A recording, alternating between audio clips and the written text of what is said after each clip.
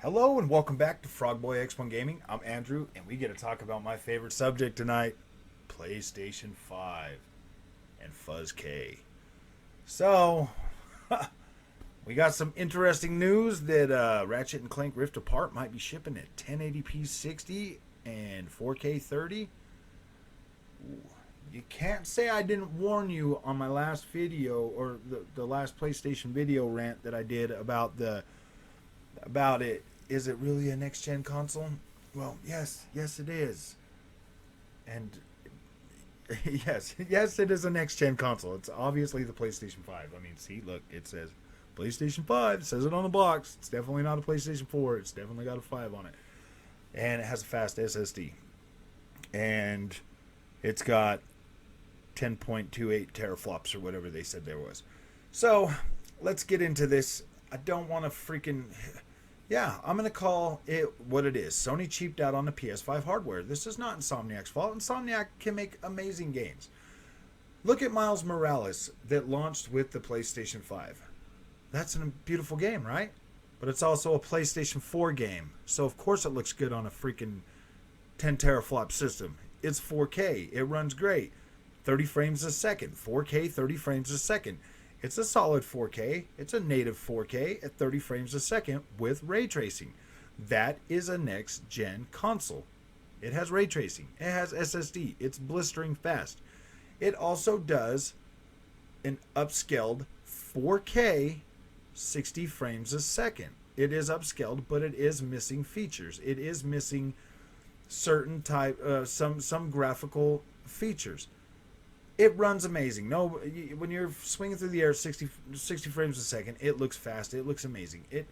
It's great. Is the PlayStation 5 like super powerful? No. Sony cheaped out on the hardware. They basically, this is, if you want my honest opinion, this is basically the PS4 Super Pro. Get mad if you want to. But coming out at 1080p at 60 frames a second, Returnal did that. That was a $70 video game. They charged you $70 for Returnal, and it was a fuzzy, blurry mess. It does not look good, like a $70 game. Ratchet and Clank, on the other hand, is going to look amazing regardless. I'm pretty sure that the temporal injection of Ratchet and Clank is going to look a lot better. 1080p is probably the base that it starts at. It is probably upscaled from 1080p to 4K. Is it going to hit 4K all the time? No. Is it going to look pretty close on a 4K TV? Yes, it's going to look fine. You're going to be okay. The only people that are going to really care about this are people like me that have seen that for 3 years now because we had Xbox One X. But we were getting pretty much native picture. The PlayStation 5 is a little bit better graphically than the Xbox One X. It's not a full RDNA 2 console. It doesn't have the full RDNA 2 feature set, so it's not going to give us a full RDNA 2 experience. Sony put their first party engineering into this APU when they built the PlayStation 5. The PlayStation 5 is going to be capable of some pretty amazing experiences. But is this a full-blown... This just adds more to my theory that a PlayStation 5 Pro is going to be coming in the near future, probably end of this year, definitely by the end of next year. The rumored 13.3 teraflop system that they were talking about is definitely what the PlayStation 5 is most likely going to be. I don't think they're going to try to... I mean, they might boost it, but I think that's... I think the 13.3 is going to be like the native base, which I mean, yeah, if they boost it like the PS5, they could probably boost it, to 15, maybe even 16 or whatever.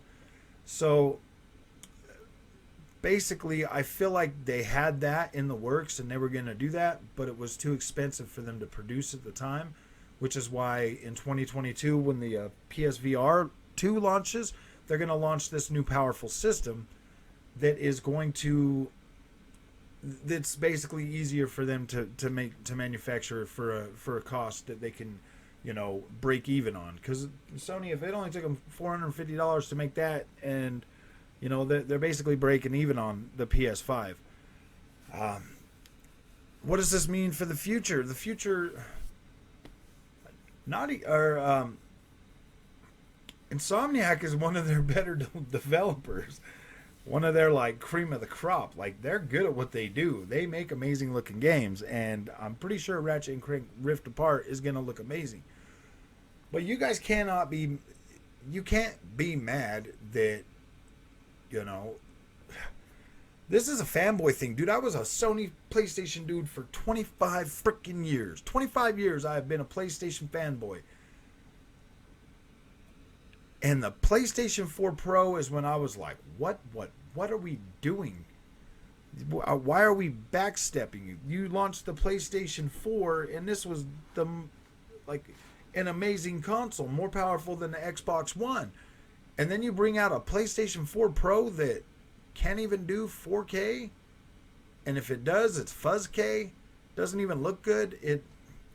I hate that checkerboard fuzzy look. It doesn't look... It really does bug me. I'm not trying to Sony did what Sony does. They put out a freaking this machine is a 1440p 60 frames a second. 1440p 60 frames a second. Say that with me. 1440p 60 frames a second system. It can do other games, and developers are going to learn ways to squeeze more power out of this. But as it sits right now, if we're really getting Ratchet and Clank Rift Apart at 1080p, 60 frames a second, probably upscaled more to 1440p, 1800p, whatever, it's gonna look fine. It's gonna look fuzzy though, everything checkerboard and temporal injected looks. You can only be mad at yourself. If you're upset about this, you can only be mad at yourself for fanboying for PlayStation, because that's what gives them the power to do this. People out there mindlessly, oh, well, PlayStation's so great, and it's the best console, and they got the good exclusives. Yeah, they got good exclusives. Well, they had. I mean, they've killed so many franchises that I loved. Siphon Filter, SOCOM, Drive Club. I love that. Dude, they've killed so many good franchises that I loved, and they're probably not going to bring back Infamous because... let's face it, the last Infamous probably didn't do too well. Sony is killing off these studios and these games, these franchises that we grow to love, and everybody's like, oh, it's okay. Well, they put out Days Gone. Days Gone was all right. I mean, I still haven't even finished it yet. I'm just over zombies. Naughty Dog, they're putting. I mean, I love the Uncharted series. I mean, I kind of like The Last of Us. I mean, The Last of Us 2, I thought it was fine. I mean, it was great. It was a long experience. I really appreciated that, and the visual quality of the PlayStation 4 Pro, what it did. Yeah, it was great. I was happy with that. But I'm not delusional.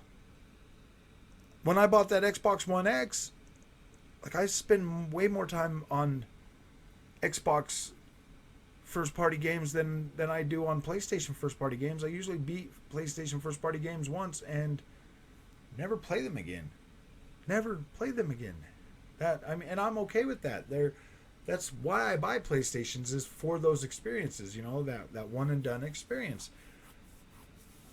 Man, I tried to warn you guys. I told you guys that, when I bought my PlayStation 5, I'm underwhelmed with it. I have been underwhelmed with it. I've played it maybe 25 hours. It is an underwhelming console. It is not. Really, I don't understand the hype for this console. I don't. This thing should be $399 and the discless one should be $299.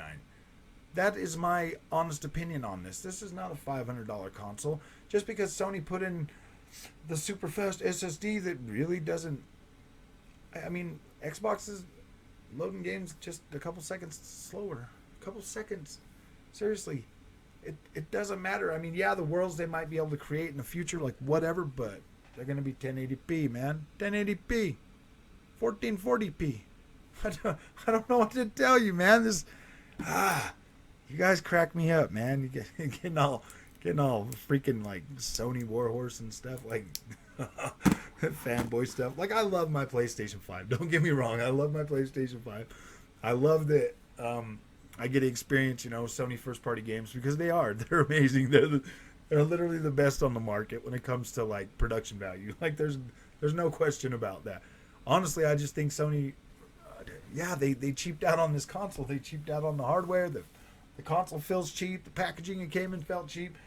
Xbox Series X felt still feels like a premium experience, and we ain't even got any first party games yet. Oh man, I don't know what to. I don't. Yeah, dude. I mean, that Xbox Series X is definitely a more premium experience in my opinion. I mean, yeah, we got some beautiful looking. I mean, Resident Evil Village. Yeah, that was beautiful, and it runs smooth on the Series X. Yeah, I mean, I love my PS5, but I feel like it's gonna have a lonely lifespan. It's probably not gonna see as much play as that Series X. I probably have to buy a couple Series X's, because I play it so much that, yeah, I want to buy more. I want to buy more games for my PS5, but yeah, if Ratchet and Clank is really 60 frames a second at 1080p, I'm probably not going to buy that at launch. Not for $70. I mean, I'll wait until it drops down to like $30, $40. But I'm not. I really don't want to pay $70 for 1080p. I'm sorry. Like I tried to warn you guys. All the people that thumbed down that video about it being a next gen console, and got to give a thumbs up to Digital Foundry for carrying so much water for Sony. Because I mean that last video they did when they were talking about the Ratchet and Clank, they're like, oh gosh, it looks beautiful, and look at this and that. And then when you get at home and you see the blurry 1080p, you're gonna be like, whoa, man, what were they on? I don't know. I don't understand how people can carry water for that. Like, just call it what it is. Say, look, man, Sony cheaped out on the hardware. It's all right. They'll do it again. They'll learn. Xbox is gonna have more power this generation. This console generation is definitely going to be interesting, to say the least. Microsoft fully backing Xbox now. Game Pass, enhanced backwards compatibility, system level enhancements for old games, plus the power and the resources in the Series X to actually be able to use next gen features from the AMD, from AMD and Xbox. I'm telling you, the stuff that this Xbox Series X has done right out of the box for me this generation is far more valuable to me than anything that PlayStation 5 has offered me since I bought it. Yeah, I don't know how to. I don't know how to say that. I've been a PlayStation fan guy for 25 years. I love PlayStation. I love PlayStation first party. I'm an older dude. I wanted more performance, better. I want a more quality experience. From my console, and I paid the same price for my PS5 as I did for my Xbox Series X, and the Xbox Series X so far, this generation has given me more value than I paid for it. That's for sure. That's definitely for sure. I feel like the Series X is worth $1,000. I think the PlayStation 5 is probably worth, $500 really. The Series X is definitely worth the money, and that's where I will be buying all of my third-party games, is on my Xbox Series X this generation. So, yeah, there you go, Microsoft. You won that money, so you will be definitely getting back that money on that subsidized cost for the Xbox Series X. You definitely will. But Sony, I don't know, man. You better make SOCOM. Better bring back some of the games I love, because, so far as it sits right now, the only two games I'm really hyped for is going to be Horizon Zero Dawn and the new God of War. because I know both of those are going to be on last gen consoles, so they're going to look amazing on my PS5, and that's all I want. So don't forget to like and subscribe. If you like this content and you want to see more of it, I I enjoy making this stuff. It's definitely fun, and I will see you in the next video. Thanks. Bye.